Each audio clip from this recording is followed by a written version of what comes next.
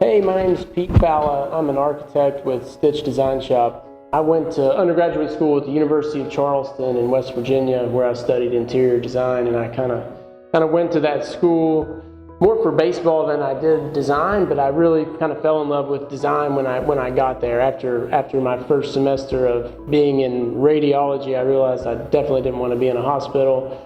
So I changed my major, decided at that point I would do the interior design program, but when I finished, I would immediately go and get my master's degree in architecture, which I kept that goal and that promise and went to the University of Colorado at Denver, where I got the Master's of Architecture degree, the 3-year track program. And that's probably where I got my first taste of modern residential design. And that's a place where I think I got my aesthetic in my beginning. We had some studios there that were regional planning, neighborhood planning, residential type studios where we got to explore a lot of different contextual conditions and aesthetics. And then following that studio, we had a design build studio, which was my favorite class that I ever had in college, which was a competition of sorts. And then the town selected the winner of that competition. And then that summer, we as a group went and physically built a structure. It was a park structure, but getting to understand the tectonics of how a building goes together and how you can influence that in the design world was really compelling to me from a design standpoint and from an execution standpoint. So that kind of set the fire in me to want to do residential work, and particularly to build the residential work. After that, I moved to North Carolina here in Winston-Salem and didn't go to work for a residential architecture firm. I went to work for a larger commercial firm to kind of get some experience and get some work under my belt and to go through the licensure track. So I did that. I worked on a lot of big projects, spent time on the same project for 2 and 3 years, and it wasn't as fulfilling as I hoped it would be. And then I kind of got up enough nerve with me and one of my business partners here, Ben Schwab, that we also went to school together in Colorado, decided, you know what, it's time to cut the cord, and we've got this burning desire to do some residential design, and we're going to go for it. So we quit our jobs and we started Stitch Design Shop. And I remember when we quit our jobs, the folks that we worked for, they were like, you're going to quit and do what?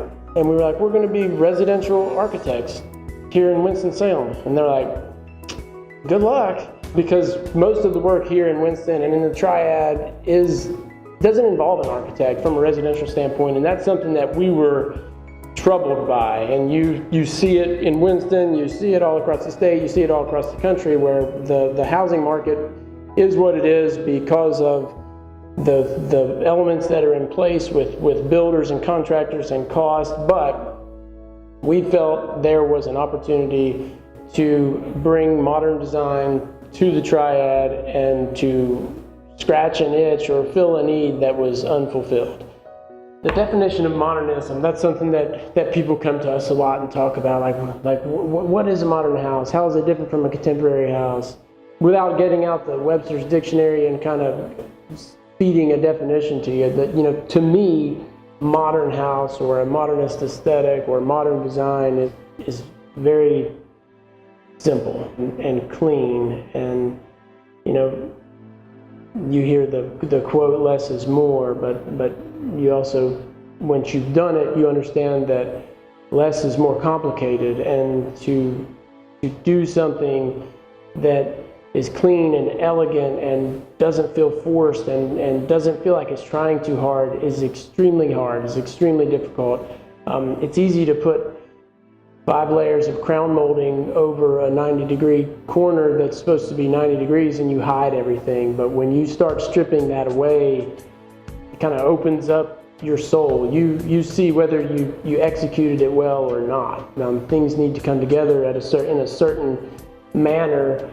And when you're used to covering all that up with trim or caulk or whatever it might be, the honesty of the construction, I think, goes away. And that's, I think, something for me that modernism strips down, is that it's about the the intersection of materials, limited materials, but the intersection of those materials and how beautifully they come together, and they're not trying to be ostentatious. They're not trying to be anything more than what they are. Concrete is concrete. It's not trying to look like wood. It is what it is, and it's honest. And when it's executed in a professional way, it's very compelling, and you can feel that. It's hard to explain it. It's hard to teach somebody how to do it or see it or understand it. But when you're in it and surrounded by it, it just feels right. The proportions are there. There's just something about it. It's cozy. It's that song that you just kind of dig, that everybody likes. That's kind of modernism to me. Like I said previously, we started Stitch as a modern residential design firm, and what's unique about the way the world works is that there's been a lot of doors that have opened because of us having the courage to make that decision. The first year or so it was primarily residential work, but that idea and thought of modern design in the triad has opened a lot of doors for us on a commercial level as well. And that's not really what we set out to do, but it was a good avenue for us to take from a business standpoint to help our business grow. And quite honestly, from our experience in that, all the three of us partners at Stitch, myself, Ben Schwab, and Adam Sebastian, had substantial commercial experience as well. To just take that and throw it in the trash was not something that was advantageous from a business standpoint. So by doing some of these smaller modern residential projects, there were some doors that opened up for us in the commercial world, and at this point we do a few houses a year, and we do a lot of commercial work, and we enjoy all of it. And I think it kind of keeps us balanced, doing some residential, some commercial, the various project types. We're not specialists. We just enjoy good design, and I think that can cross many genres.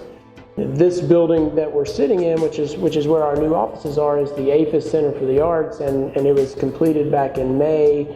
We were lucky enough to carve out a little bit of office space for us in this facility, but it's a 15,000 square foot ground up new construction, modern design on the edge of a really funky, weird park that we designed. So it's really cool. It's a great place to work. It's awesome kind of working in an environment that you helped create, and looking out into the city that you love, into a park that you also designed. So there's a lot of fulfillment in our work, whether it be residential or commercial.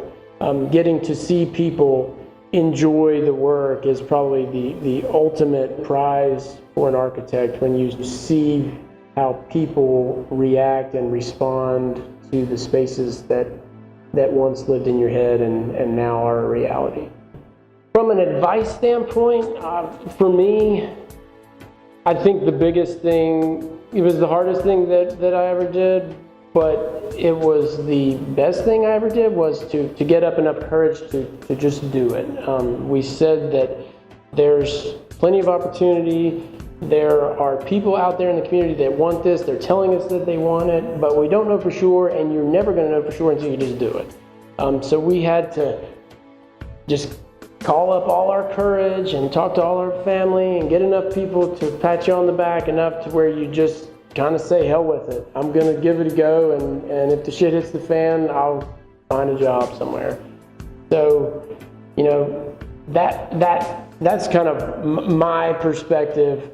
But to apply that to as someone that's in school or someone that's thinking about getting into design, it's to do it. I mean, don't let anybody tell you that you can't do it, because you can. It's your ideas, they're your thoughts. It's you sketching on a piece of paper. So you can do all the research in the world that you want on whether it's modern design or physics or whatever it might be, but at a certain point, the rubber has to hit the road, and you just have to do it, to decide whether it's something that you're good at or that you want to keep doing. So from a design perspective, what's neat about it is that nothing is holding you back. The world is your oyster. You can get going. You just get the trace paper out, get your sketchbook out, watch some movies, get on YouTube, do all the things to gather as much information as you can, and then do it. And not to say that you're going to go out there and just design a fake house for an imaginary client and it's going to get built tomorrow, because that's not going to happen. But you can design a widget to hold your remote control. You can design a case for your iPhone. You can design a piece of furniture. You can go through the process, the same process that we go through from a design standpoint, on many of products that you can build in your garage. And a lot of it might be throwaway, and that's fine, but it gets you in the design thinking mentality and kind of makes you think like a designer and a builder and a tinker and a creator. And that's ultimately, I think, what all of us architects kind of are. I mean, that's for me, that's what it was. It's not just about the design, it's about the product and the execution and the building side of it. So if you can think about those kind of congruent with one another, then I think that's a mentality and a mindset that will have you on your way from a design perspective and a design strategy.